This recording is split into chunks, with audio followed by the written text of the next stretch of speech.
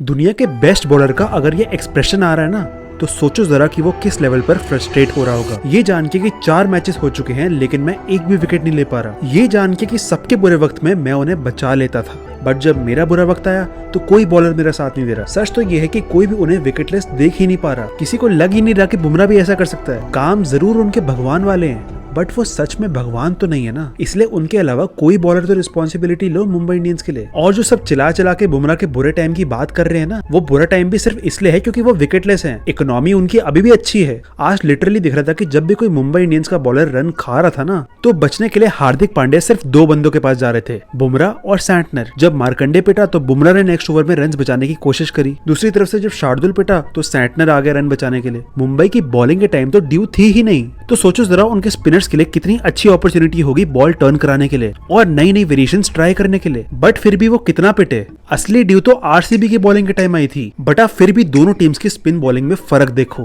कृणाल को पता था कि ड्यू की वजह से बॉल स्पिन नहीं होगी, इसलिए उन्होंने बाउंसर्स और फास्ट बॉल का मिक्सचर डाला। और सुयश को भी ये बात पता थी, इसलिए उसने एकदम करेक्ट एरियाज में बॉल डाली। मुंबई इंडियंस वालों, इतने साल हो गए, तुम आईपीएल की हिस्ट्री निकाल के देख लो। हरभजन सिंह के बाद क्या तुम्हारे पास एक भी अच्छा स्पिनर आया है? तुम चहल के लिए भी जाते हो ऑक्शन में, तुम कुलदीप के लिए भी जाते हो ऑक्शन में, तुम बिश्नोई के लिए भी जाते हो ऑक्शन में। एक ही बार एक बड़ा स्पिनर लेके काम खत्म करो ना यार। कभी तुम विघ्नेश पुथुर के पीछे भागते थे, कभी तुम मार्कंडे के पीछे भागते थे। इकलौता पीयूष चावला चला था हरभजन सिंह के बाद, उसको भी तुमने निकाल दिया। भाई पीयूष चावला कोई ले लेते कम से कम। एज उनकी ज्यादा है बट इफेक्टिव वो आज भी है। हार के उनको रिटायरमेंट लेनी पड़ गई। और मुझे एक बात बताओ, मुंबई और बैंगलोर वालों, तुम कितनी वाइड्स डालते हो यार? जितनी वाइड्स आज तुमने डाली है ना, बाहर अर्शदीप सिंह की हंसी छूट गई। वो बेचारा कह रहा कि मैं ऐसे ही बदनाम हूँ। सोना भी होता है भाई। 7:30 मैच शुरू हुआ था, 12 बजे खत्म किया तुमने, और पूरे मैच में सिर्फ 2 ही चीजें दिख रही थी। या तो फिजियो हर 2-2 बॉल्स बाद अंदर आ रहे थे, और जैसे ही फिजियोस बाहर गए तो वाइड पे वाइड डालनी शुरू कर दी तुमने। और उस पे और सोने पे सुहागा डालने के लिए आईपीएल वालों ने वाइड बॉल्स के ऊपर रिव्यू लेने का भी रूल शुरू कर दिया है। इससे हो क्या गया कि जब भी प्लेयर को हल्की सी भी बॉल ऊपर लगती है ना, या फिर उसे हल्की सी भी बॉल साइड से जाती हुई दिखती है ना, तो वो प्लेयर बेवजह वाइड या नो बॉल के लिए रिव्यू ले लेता है।